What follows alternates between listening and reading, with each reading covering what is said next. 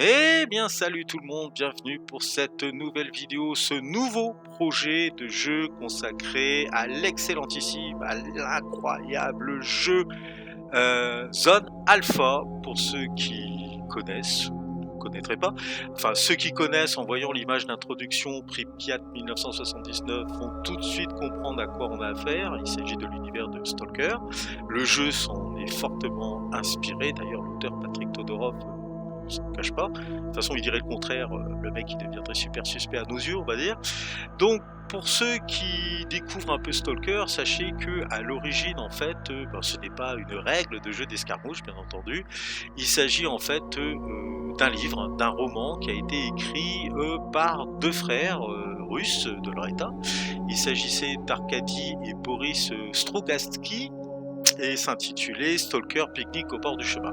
Livre, roman, qui a été censuré à l'époque de la guerre froide, du côté du bloc communiste. Livre qui a donné par la suite un film intitulé tout simplement Stalker et réalisé par Andrei Tarkovsky. Moi personnellement, je n'ai pas lu le livre ni vu le film. Je me suis introduit dans cet univers par l'intermédiaire des jeux vidéo, car en 2007, un studio ukrainien a sorti le premier opus Stalker Shadow of Chernobyl. En fait, ce jeu-là, vous pouvez que le jouer sur PC, donc via Steam, moi c'est ce que j'ai fait. Et donc, qu'est-ce que proposait ce jeu vidéo? En clair, le joueur prend l'identité d'un pilleur d'artefacts de la zone, entre guillemets.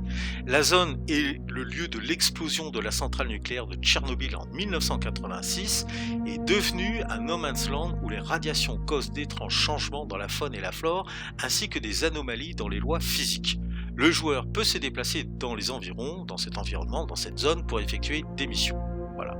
Alors Stalker est l'acronyme de Scavengers, Trespassers, Adventurers, Loners, Killers, Explorers and Robbers. Donc tout un programme, ce qui signifie en français pilleur, transgresseur, aventurier, solitaire, tueur, explorateur et voleur. Donc super profession deux fois. Pour le scénario, donc Tchernobyl 2006, 20 ans après la catastrophe nucléaire, une nouvelle explosion du réacteur a lieu. Bah ouais, c'est toujours mieux d'en avoir deux au lieu d'une. Personne ne sait vraiment ce qui a pu se passer, tu m'étonnes, mais la présence inquiétante de phénomènes météorologiques ou géologiques, comme des séismes ou de grands orages, laisse à penser que le réacteur a explosé une seconde fois. La zone étant devenue dangereuse, les autorités la bouclent et en interdisent l'accès. En 2008, des mutants font leur apparition à proximité du périmètre de sécurité et sont repoussés par l'armée. La population locale se pose quelques questions à propos de ce qui se passe dans la zone, tu m'étonnes quand même. Les plus courageux s'aventurent dans la zone, mais peu d'entre eux en reviennent. Les quelques survivants font part de récits fantastiques et rapportent des reliques appelées artefacts qui se négocient à des prix exorbitants auprès des scientifiques et de marchands peu scrupuleux. Ces braconniers de la zone sont surnommés des Stalkers. Voilà. Donc c'était en fait le jeu, comment il se présentait. Franchement, moi j'ai passé des super heures dessus. Et donc Patrick Todorov, lui, a créé son petit livre de règles d'escarmouche. Et pour vous en faire le résumé, voilà ce que propose. Alors là, ce que je viens de vous donner comme source, c'est Wikipédia. Et là, on va regarder le petit descriptif sur le e-commerce Philibert. Alors, la zone alpha est un ensemble de règles d'escarmouche simples et rapides pour fouiller, explorer et survivre dans un futur proche, dans un cadre post-apocalyptique d'Europe de l'Est. Les joueurs jouent le rôle de bandits, de mercenaires et d'unités militaires, mais il n'y a pas que ça, il y a aussi les indépendants, les marchands, qui se battent pour la zone d'exclusion et ses objets abandonnés. Personnalisez vos combattants avec une variété d'armes et de spécialités pour créer vos propres bandes de guerriers, avec des règles étendues pour les campagnes. La progression des personnages, le terrain et les risques environnementaux, la zone alpha contient tous les outils nécessaires pour engager des combats époustouflants dans la zone d'exclusion. Voilà, tout un programme, le ton est donné. Et donc, vous l'aurez compris, je vais vous proposer de m'accompagner dans cette zone d'exclusion. Et au départ, je vais y aller tout seul, et ensuite j'irai en binôme, certainement avec le père Flo. Alors pourquoi tout seul? Puisque en fait, ce livre de règles d'escarmouche, Zone Alpha, vous propose à l'origine donc un système de règles pour pouvoir jouer à un contre un, voire 2 contre 2 en mode multijoueur. Et ben il s'avère que Patrick Tudorov, dans son infinie sagesse, a fini par sortir une petite extension, hein, ça tient sur quelques feuilles, hein, c'est Lone Wolves in the Zone, merci pour l'anglais tout pourri. Donc c'est le loup solitaire, hein, dans la zone, on va dire, les loups solitaires dans la zone, voilà pour la traduction en français. Ce sont des règles pour pouvoir jouer les missions en mode solo et coop dans la zone alpha. Elle est pas belle la vie? Donc voilà, je me lance dans ce projet, je vais donc vous faire une petite présentation très rapide des éléments que je vais utiliser pour m'immerger dans cet univers. Si vous êtes vraiment intéressé par les règles, bah oui, parce que bon, vous savez que moi j'ai pas l'habitude de faire des. C'est très rare, hein. Je pourrais le faire à votre demande, lâchez-le dans le commentaire en me disant bah ouais, fais-nous des vidéos explicatives de ce jeu de Zone Alpha. Il n'y a pas de souci, je pourrais m'y mettre avec si ben, je vois qu'il y a l'envie, je pourrais le faire parce que ça motive. En revanche, si ça vous intéresse moyennement, que vous préférez juste voir les rapports de bataille, je vous invite soit à aller voir la chaîne de Papa Wargamer, puisque lui a fait justement un petit tour du propriétaire du livre de règles, et a fait un rapport de bataille d'initiation en mode solo, justement, sur ce jeu. Parce qu'il y a très peu de vidéos, hein, on trouve très peu de vidéos en français de Zone Alpha. Et je mettrai en lien dans le descriptif de cette vidéo des aides de jeu qui ont été réalisées. Il faudra que je retrouve son nom. J'ai trouvé son site vraiment par hasard. Je vais retrouver ça vite fait. Parce qu'il faut toujours rendre à César ce qui est à César. Donc il a traduit des aides de jeu en français et franchement, bon, ça aide. Voilà. Bon après. Les règles de Story Wargames, c'est pas non plus la Bible, hein, mais bon, quand on n'est pas à l'aise avec l'anglais, c'est vrai que pour s'y mettre, ça peut être vraiment peu attractif, quoi. Bon, voilà donc c'était pour une grosse introduction, on va dire, hein, c'est pour ça que je mets plein de petites images, hein, histoire de varier, pour pas que vous restiez endormi devant l'écran au bout d'un moment. On va passer tout de suite sur la présentation des pitous et de l'univers de la zone alpha que je vais donc aborder.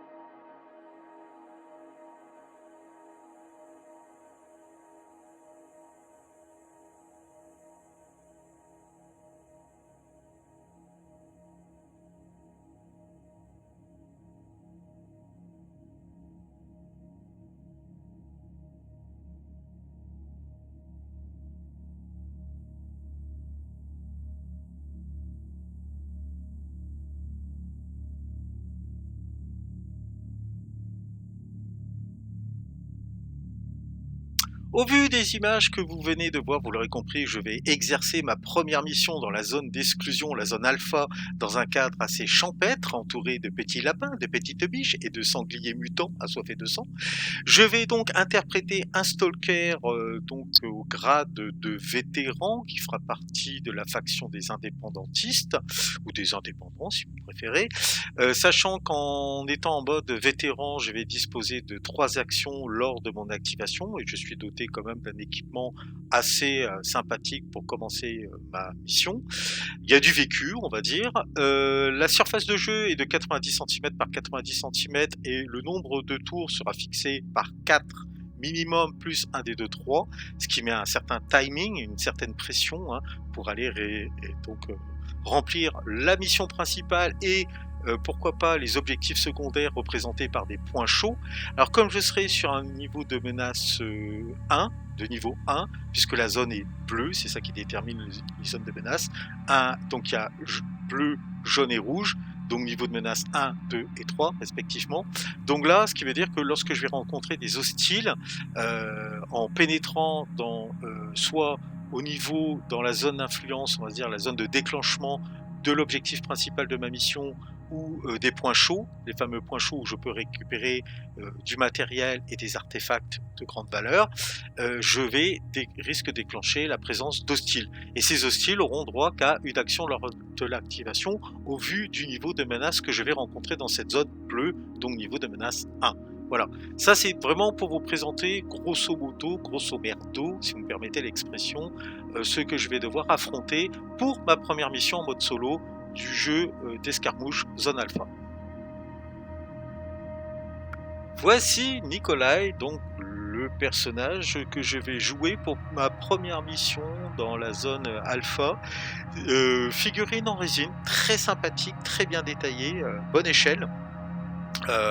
J'ai déjà peint 2 de ces figurines, c'est un lot que j'ai acheté via le site Etsy chez Patrick Miniature, qui réside en Allemagne. Les frais de port sont tout à fait corrects et les prix d'ailleurs sont très corrects aussi. Si vous êtes intéressé, vous allez trouver dans le descriptif de cette vidéo le lien qui vous permettra d'aller visiter sa boutique. Et franchement, il y a de quoi agrémenter vos tables de jeux pour Zone Alpha et d'ailleurs pour d'autres jeux, parce que vous savez que de plus en plus de créateurs, on va dire entre guillemets, proposent leurs services via ce site, donc le fameux site Etsy. Donc voilà, moi rien à redire, je suis très content de la cam et la livraison a été très rapide. Alors maintenant, ce que je vous propose, c'est de regarder plus en détail sa fiche de personnage. Ok, donc regardons de plus près la fiche profil de mon personnage. Donc, je vais vous la lire en même temps, même si je l'affiche sur le côté par un effet digne de Hollywood, un effet spécial.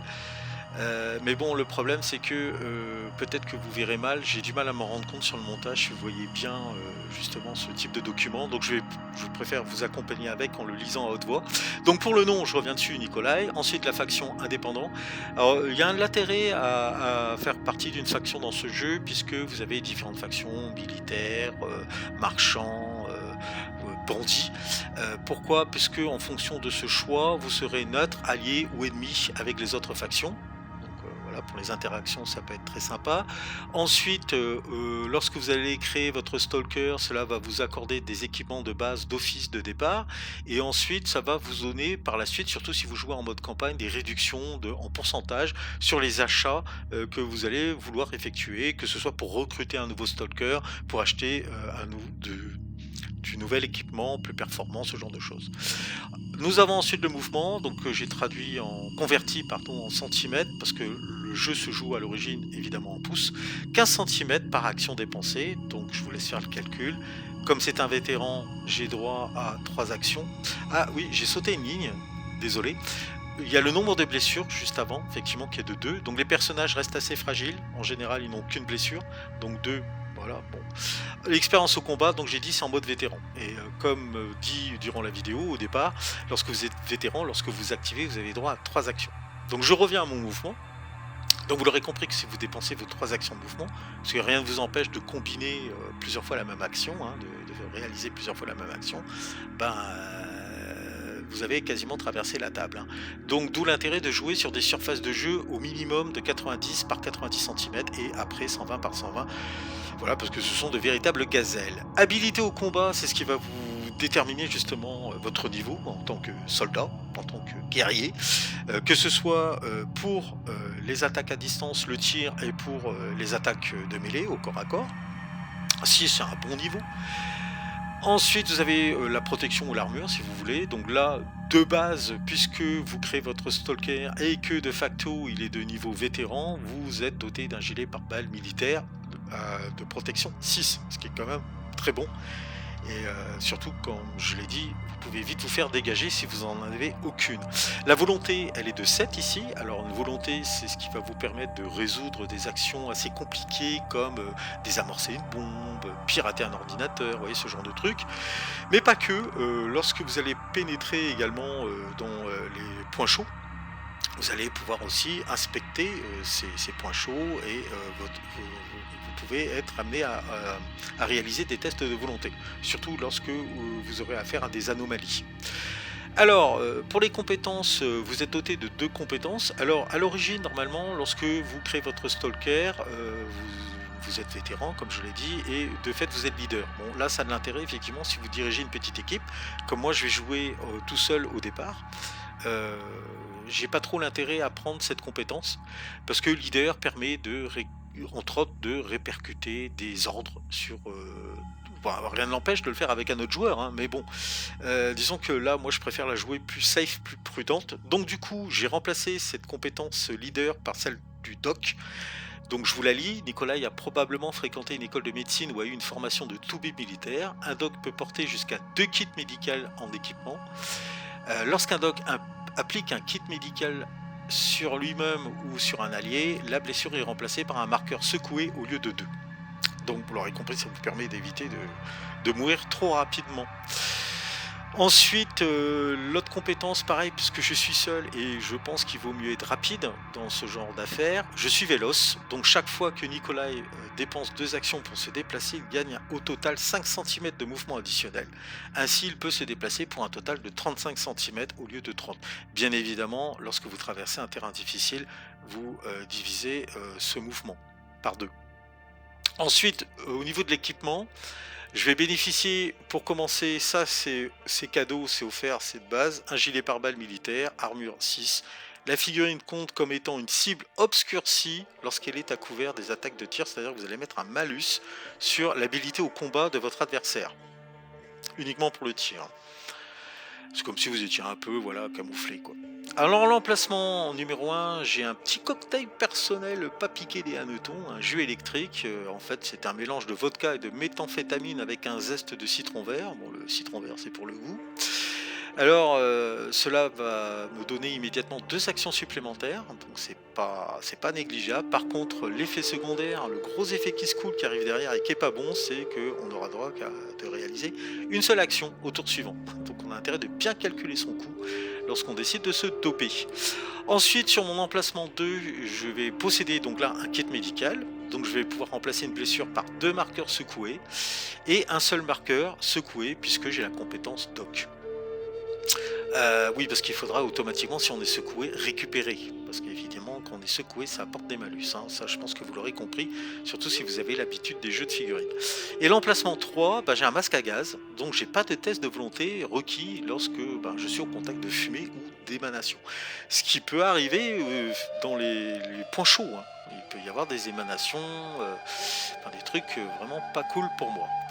Au niveau des armes, alors là, je me suis fait un petit peu plaisir, hein, puisque je suis tout seul. Alors la règle stipule bien que si quelque chose ne vous plaît pas, vous pouvez l'adapter en fonction de vos envies. Bon là c'est le cas. Donc j'ai une AK-74, parce qu'il ne faut pas déconner non plus. J'ai une AK-74 portée donc... j'ai fait une petite erreur, c'est pas 1, c'est 2 cm 5, puisque je rappelle, je fais la conversion pouce-centimètre. Par contre, je tire jusqu'à 90 cm de portée. Puissance de feu 3, ça veut dire que je vais pouvoir lancer 3 dés de 10 en attaque. Et à chaque fois que je vais toucher ma cible et qu'elle ne réussit pas sa sauvegarde, je vais pouvoir lui infliger un dégât. Ensuite, j'ai un shotgun. Alors là, c'est carrément du tir en mêlée et jusqu'à une portée de 30 cm. Alors oui, l'AK-74... vous avez vu la portée de base, enfin minimum, ça veut dire que si jamais je me bats au corps à corps avec une AK-74, je prends un malus de 2 sur mon habilité au combat. De 2 ou 1, à vérifier. Mais voilà, c'est pour vraiment vous voyez, bien choisir vos armes en fonction de ce que vous souhaitez faire comme attaque. Bon, donc on revient au shotgun. Donc par contre, là, pareil, puissance de feu 3D, c'est pas négligeable. Dégâts, alors là ça envoie du steak puisque je mets quand même 3 en mêlée jusqu'à une portée de 15 cm et 2 à partir de 16 cm. Donc là c'est pour faire très très mal. Ensuite je dispose de 2 grenades. Donc là pareil, portée 2 cm 5 à 45 cm. Bon 2 cm 5 on va peut-être éviter parce que là vous allez vous retrouver dans le blast. Parce qu'en fait il y a un gabarit à mettre et si vous êtes dans le gabarit, tout ce qui est dans le gabarit sera touché, on va devoir faire un test puisque la grenade explose et effectivement ça crée des dégâts. Ensuite j'ai aussi donc une machette qui est une arme de mêlée. Voilà, donc puissance de feu 1, je peux porter qu'un coup et dégâts 1. Alors j'ai appliqué ces armes là parce que si on regarde bien ma figurine, on voit bien si on applique le principe du what you see, what you get, physique. On voit bien que j'ai ces équipements. Voilà, j'ai une AK-74, le shotgun dans une housse, les grenades, on peut imaginer que je les ai à la ceinture hein, ou dans mes poches, et la machette, elle est sur le côté également, accrochée à mon sac à dos. Bah, ça c'est cool. Et après, bon, j'ai une petite, pour prendre des notes hein, en dessous, bah, si je prends des blessures, des marqueurs secoués. Bon, normalement, effectivement, l'idéal c'est d'avoir des marqueurs pour représenter ça sur le terrain, mais bon, au cas où, pour prendre des notes, ça peut être utile, surtout si vous jouez en mode campagne et que vous savez que votre personnage risque d'évoluer de mission en mission, du moins s'il survit jusque-là. Voilà ce qu'on pouvait dire donc pour ce personnage principal. Là maintenant ce que je vous propose c'est de regarder rapidement effectivement bah, les hostiles que mon stalker sera à même de rencontrer malheureusement lors de sa mission.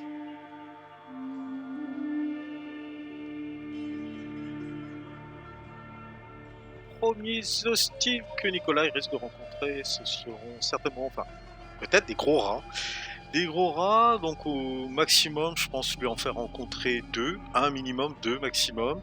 Donc mouvement 15 cm, grand maxi, capacité de combat 4, armure 2, volonté 4 et armes, crocs et griffes, tout un programme. Hostile que Nicolas pourrait être amené à rencontrer, et non des moindres, il s'agira de sangliers mutants. Alors mouvement de 20 cm, ça va beaucoup plus vite on va dire. Capacité de combat 4, protection 2. Par contre, volonté 4, crocs et griffes là également pour se défendre, pour attaquer. Et sachant que là, bon, peut-être qu'il en croisera 3 maximum, ce qui sera déjà pas mal, assez velu comme rencontre, on va dire. Niveau combativité, donc les sangliers et les rats partageront donc une puissance de feu commune, c'est-à-dire 1 dé en attaque, et 0 dommage par contre s'ils touchent. Voilà. Et ce sont évidemment des armes de mêlée. Que serait une zone alpha, une zone d'exclusion, s'il n'y avait pas au moins dans le secteur quelques petits zombies à se mettre sous la dent. Donc si on regarde le profil de ces hostiles, déplacement des zombies de 10 cm, donc par action, hein, de mouvement. Capacité de combat 4, protection par contre 6, donc là ils sont un peu plus velus, on va dire, ils pourraient être dégagés. Par contre aucune volonté évidemment, hein. C'est aussi intelligent qu'une pelle à tarte. Il bénéficie, comme des sangliers et des rats, de crocs et de griffes pour attaquer.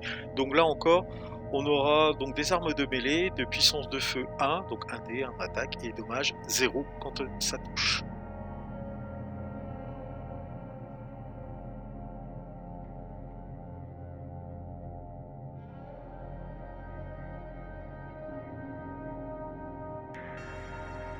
Là, on va avoir affaire à du gros calibre parce qu'il s'agira d'une goule géante.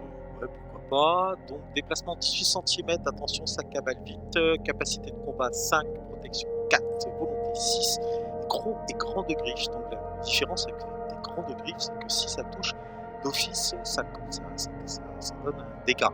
Voilà, de 0.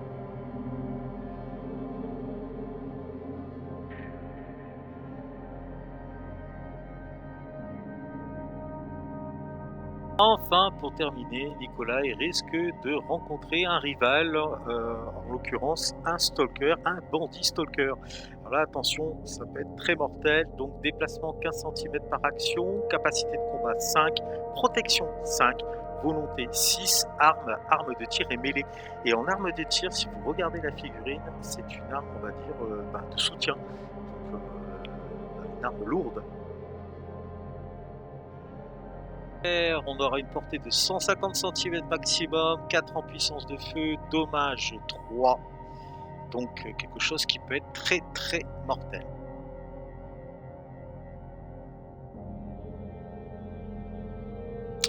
Pour terminer ce petit tour d'horizon, je vous propose de regarder, de jeter un rapide coup d'œil sur mes marqueurs d'objectifs. Donc ceci est un marqueur de mission prioritaire, donc objectif principal. Donc ce sont, pour ceux qui connaissent des anciens jetons marqueurs de jeu Eden The Game. Donc comme quoi ça valait le coup de les conserver. Ensuite j'aurai donc une caisse. Pareil, qu'est-ce que j'ai par contre associé avec un décor issu du jeu 1.48 Combat, le jeu de la Deuxième Guerre mondiale. De même, j'ai fait une modification pour le dernier pion objectif. Alors les deux derniers pions objectifs que je vous montre représentent les points chauds, là où voilà, Ce ne sont pas des objectifs principaux, mais des objectifs secondaires. Donc là, pareil, donc un mélange entre un décor 1.48 et un élément du jeu Eden the Game.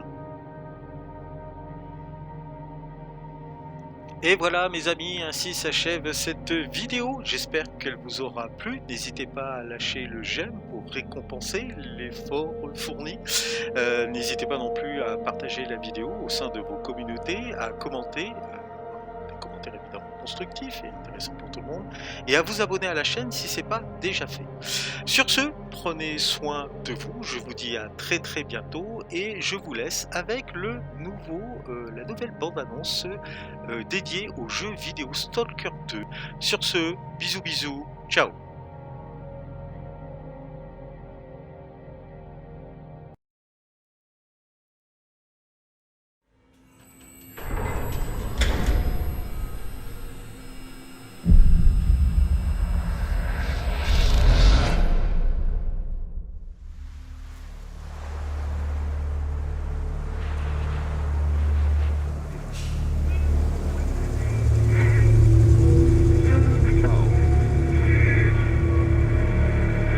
Last question, Dr. Dallin. Are you sure the perimeter surrounding the zone is really enough? If a powerful emission were to occur, we would... Listen, the zone has remained stable for years. Besides, we didn't establish the most advanced institution in human history without first guaranteeing its safety. As the head of the Scientific Institute for Research of the Chernobyl area, or CERCA for short, I believe the wonders that we will bring to the world far outweigh the potential risks. How big are these risks exactly? The zone reveals a whole new world. We can stick with the old one, fearing change. But tell me, do you want our descendants to remember us as cowards? Or as those who dared to venture forward to a new, better humanity?